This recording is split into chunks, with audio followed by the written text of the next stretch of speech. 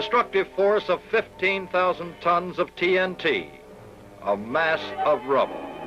Yet, less than a mile from ground zero, a human being in a shelter should have survived. That was the end. Here was the beginning.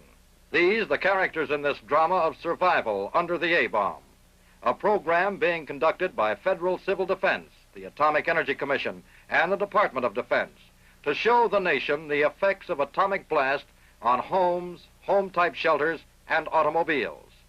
A variety of passenger cars, old and new, loaned by the dealers and manufacturers of America. The time, March 1953. The scene, Las Vegas, as the caravan sets out for the site of AEC's Nevada Proving Grounds. There, the test will be held in connection with a shot in the Atomic Energy Commission's developmental series. Yucca Flat, a barren area of desert, sagebrush, and Joshua trees, now suddenly comes alive with activity. On each car, instruments to measure excessive temperature increases. Also a film badge for detection of gamma radiation.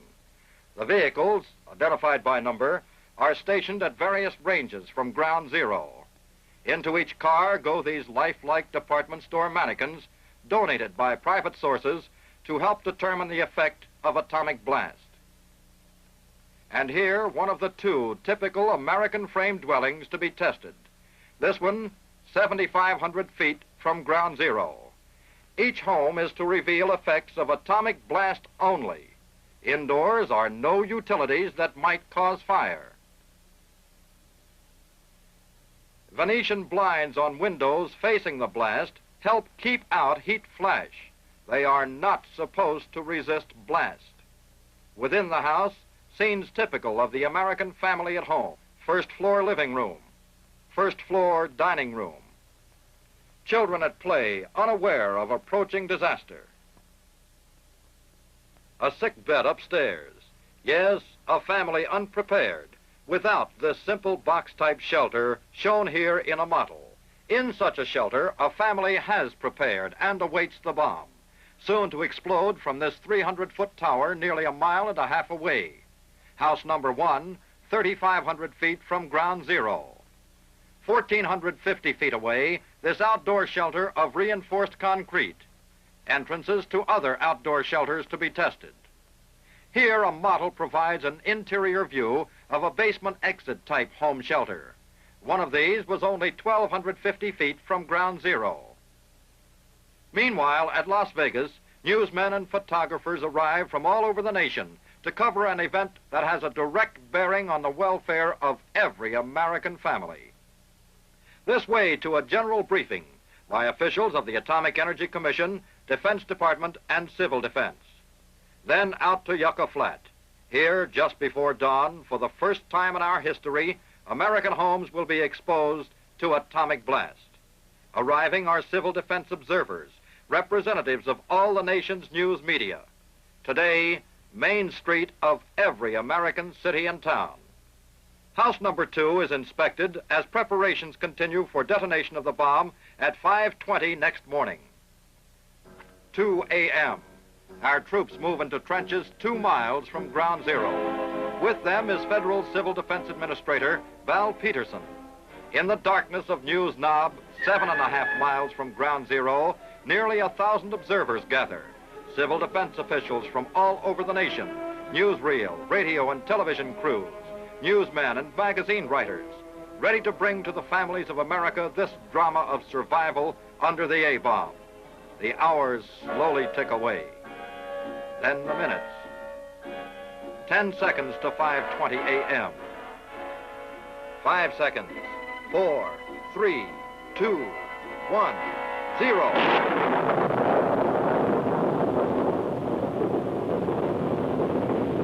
House number 1 as the blast hits it. On News Knob, civil defense observers witness effects of the blast in the tremendous glare of the fireball.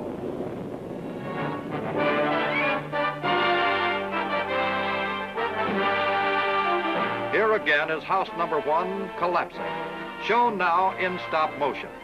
First an intense light, the heat flash strikes, charring the outer surface of the house without causing fire. Foaming, blackened particles of whitewash are forced upward by the heat flash. In the right corner of the screen, smoke rises from the wooden base of the metal floodlight pole. The scene darkens as the blast wave brings heavy clouds of dust. The forward part of the roof is snapped upward like a lid, crashing into the rear yard. Now the blast wave gets inside and the house, under tremendous pressure, blows apart. Remember, what you have seen here in detail happened in just 2 1/3 seconds. Within minutes after the blast, our troops move into no man's land as part of their own test exercise. Civil defense teams could have moved in just as quickly to rescue the injured. In the cold light of dawn, television cameras on News Knob make the threat of the mushroom cloud a dark reality in homes across the nation. First to arrive from the forward area is Federal Civil Defense Administrator Val Peterson. Escorted to News Knob, the top FCDA official reports his experience. In the trench with our troops only 2 miles from ground zero, he suffered no effects from blast, heat, or radiation. Information about test results is given by Dr. Alvin C. Graves, Atomic Energy Commission Test Director. Radiological safety teams begin checking the forward area to determine the level of radiation. House number 2, farthest from ground zero, badly damaged but still standing. On house number 2 exterior, blown out windows, sashes, and frames. Remember this family? They did not take shelter. Their living room after the blast. Mannequins thrown about, clothing cut, plaster bodies pockmarked by flying glass. Remember this dining room group? Again, effects of an atomic blast in the house farthest from ground zero. Injury, perhaps death, in a tangle of debris, the result of being unprepared. Second floor bedroom, plaster and windows damaged, roof sprung, rafters broken. House number 1, nearest ground zero, almost complete destruction, a mass of rubble and debris. The roof blown into several sections. Now you enter house number 1, first floor disintegrated, second floor collapsed. No protection for this family trapped in debris. Note the pushed-back wooden girders, blocked, the stairway into the basement. Part of the kitchen and dining room have fallen into the basement. Yet in this lean-to shelter you discover indications that a human being might have survived the blast with simple protection. In house number 2, a cracked beam above the basement box-type shelter. But within, this family, which was prepared, was neither moved nor harmed. Outdoors, at various ranges from ground zero, nearly every car driven into the area could be driven out again under its own power in spite of damage. Headlines brought the Operation Doorstep story into the homes of 30 million families, left them wondering how they might be affected. Engineering research goes on. Other civil defense tests will be held. But already we know these facts. An outdoor shelter provides the best chance for survival from atomic blast. Second safest, a basement lean-to or box-type shelter. Your local civil defense office can provide construction data for these simple, inexpensive home shelters. Today, there is no second best for families' civil defense. The urgent need to prepare now against the threat of atomic warfare. Or will you, like a mannequin, just sit and wait?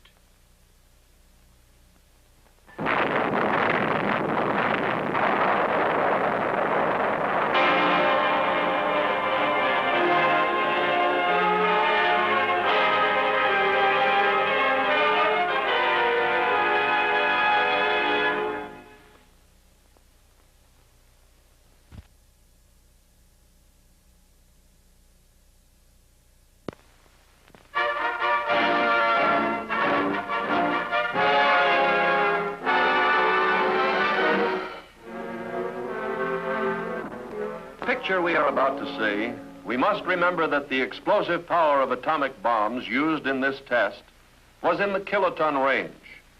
The explosive power of today's hydrogen bomb is measured in terms of megatons. What does that mean to us? It's a matter of practical application.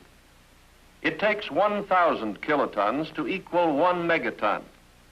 And by applying the scaling laws, the proportionate comparative effects of a larger bomb can be determined.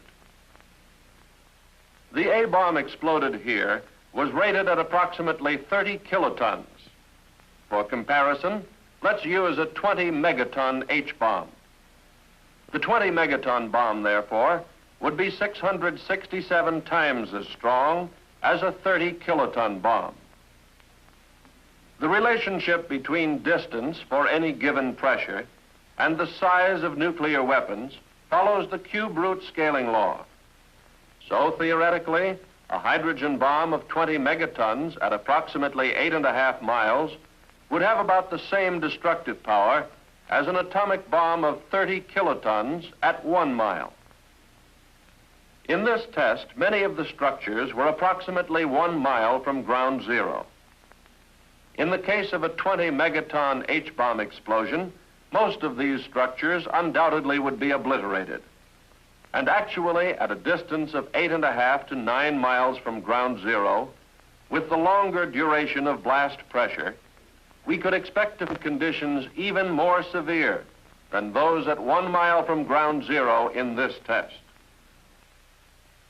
This atomic test, although depicting the severe effects of a nuclear weapon, does not reflect the extent and severity of destruction that would result from a nuclear weapon in the multi-megaton range.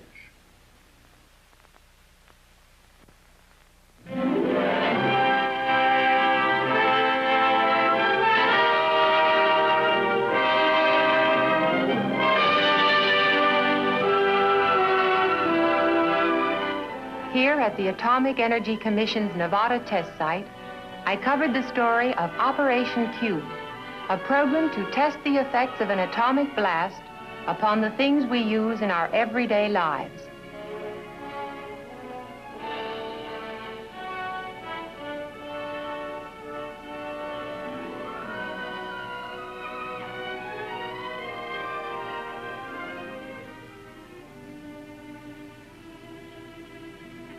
Operation Q, the atomic test program of the Federal Civil Defense Administration, as seen by Joan Cowan, reporter. I had to see Operation Q through many eyes, not only my own, but as a reporter through the eyes of the average American man and woman. I arrived at Civil Defense Headquarters the day before the explosion was scheduled to take place and checked in at once with the official who was to brief me about the test. To give me a perspective of the entire layout, a member of the Civil Defense staff showed me a carefully prepared model of the site. The scope of the test and the detailed care with which it had been planned amazed me as I listened to the explanation. We begin with the question of shelter, for shelter might save our lives if we were far enough away from ground zero. If so, what kinds of shelter are effective? Several kinds are to be tested, from elaborate industrial shelters to the box-type shelter in the corner room of a basement. This type would give more room for a family, especially if it were necessary to remain there for several days. In this frame house without a basement, at the 4,700-foot line, we will test a bathroom shelter built of reinforced concrete. The entrance door and outside window covering are designed to resist blast. I asked about the possible loss of utilities and what this would mean to survivors. No electricity for running a home or an industrial plant. Loss of power may be one of our biggest problems after an attack. Power poles, power lines, pole transformers, and complete substations are to be tested by the Edison Institute. How will they withstand this blast? How long will it take to make repairs? How soon can service be reestablished? These are things we hope to learn from the test. One complete transformer substation has been erected relatively close to the shot tower. A second substation and power lines have been placed at a much greater distance from the tower. Thinking about news during an atomic attack, I asked about radio towers. Two kinds are to be tested. One tower is self-supporting without guy wires. The other has supporting cables. Both types are very common. Nearby, a complete radio transmitter will actually broadcast from tape before the shot, to be picked up by radios in the test houses. Both liquefied petroleum and natural gas facilities will be tested. Will the fittings and connections stand the test? Will there be fires? All equipment is installed and checked by technical experts from the LP Gas Association and the American Gas Association. An 18,000-gallon supply tank, partially filled with propane and complete with feed pipes. A weighing and storage house and delivery platform have been erected on the test site.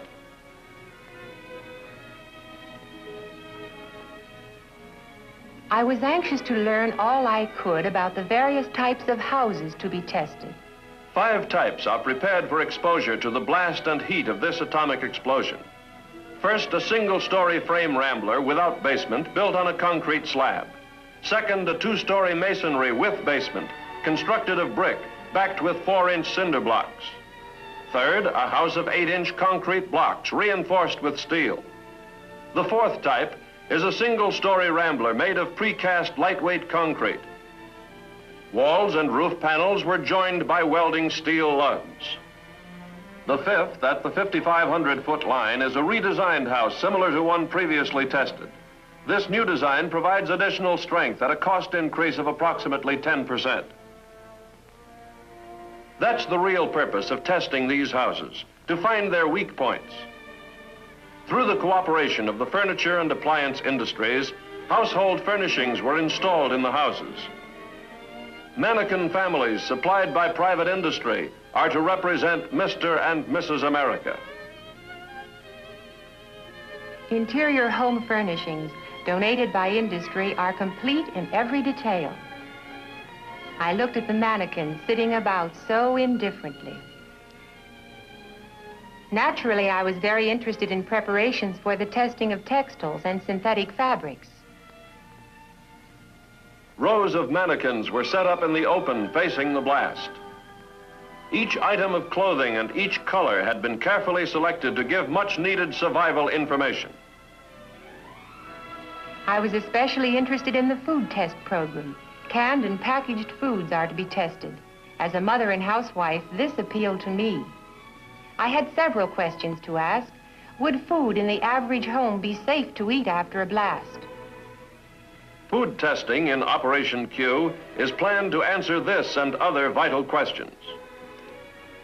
Some foods are to be tested in the house, stored in the usual way.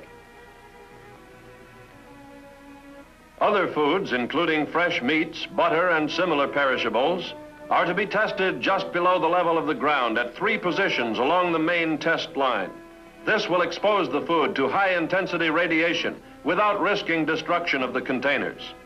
Test items include sterilized foods packaged in cartons, metal, and glass. All will be exposed according to plan to give us the most survival information. The night of the actual explosion, or rather early in the morning, came at last. On Media Hill, television equipment was ready to bring the test into homes from coast to coast. Reporters, commentators, military and civil defense observers all had a purpose: to study the results of this explosion. At a position a mile forward from Media Hill, the Civil Defense Field Exercise Group had assembled with their equipment.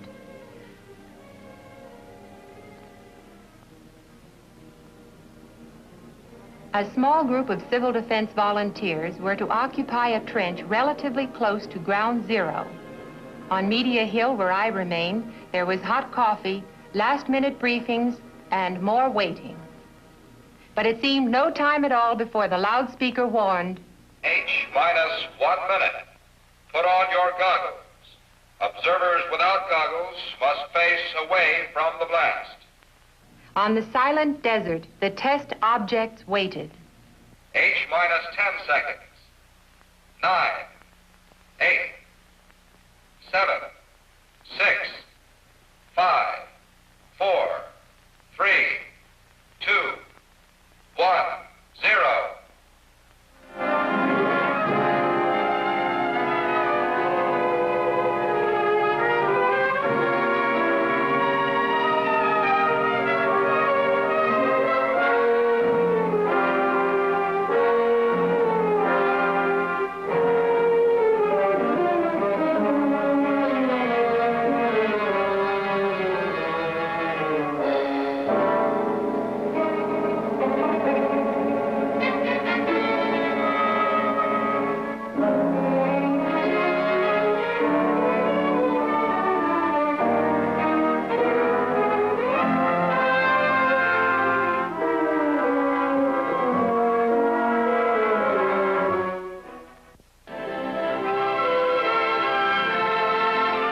24 hours elapsed before we were permitted to view at first hand the results of the explosion.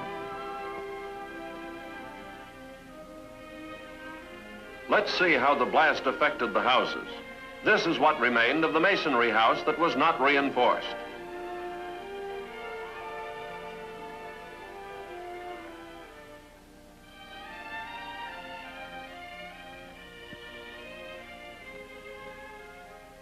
This is the house constructed of reinforced concrete blocks after the explosion. Although the redesigned two-story frame house was severely damaged, the structural improvements had strengthened its resistance considerably. As seen here, although basement shelters offered some degree of protection, they cannot be depended upon completely in potential blast areas. The reinforced bathroom shelter was standing intact beneath the ruins of the house, so this type also offered some degree of protection. The upper section of one unguided radio tower collapsed from the tremendous force of the blast. The guide tower was slightly twisted by a power pole which fell across one of the guy wires. Within the concrete radio house, equipment had been shaken up. But as soon as power was restored, the transmitter resumed broadcasting. The 18,000-gallon tank of liquefied petroleum gas was undamaged. Tests showed that even the connections were intact. The weighing and storage house was scattered across the desert, but the consumer-sized tanks were unharmed. Power lines and transformers suffered some damage, but most of the power poles were still standing or could be repaired. The power substation was not seriously harmed. Edison Institute personnel tested all lines and found the station to be operative. The food and cases of canned goods were taken away for laboratory tests. Do you remember this young lady? This tattoo mark was left beneath the dark pattern. And this young man, this is how the blast charred and faded the outer layer of his new dark suit. During all this activity, the mass feeding group was improvising to feed the test observers. I particularly remember some roast beef. It was done to perfection and roasted in cans which could have been salvaged from demolished buildings. I watched the people eating and realized that mass feeding is an important job in civil defense. I took a last look at the debris and devastation. This time it was only a test, a well-planned test, not a real attack. It was a test of the things we use in everyday life. Many lessons were learned from this test that affect civil defense planning. And it must be borne in mind that multi-megaton weapons would result in much greater damage over a larger area. All these factors must be considered as we plan for the survival of our homes, our families, and our nation in the nuclear age.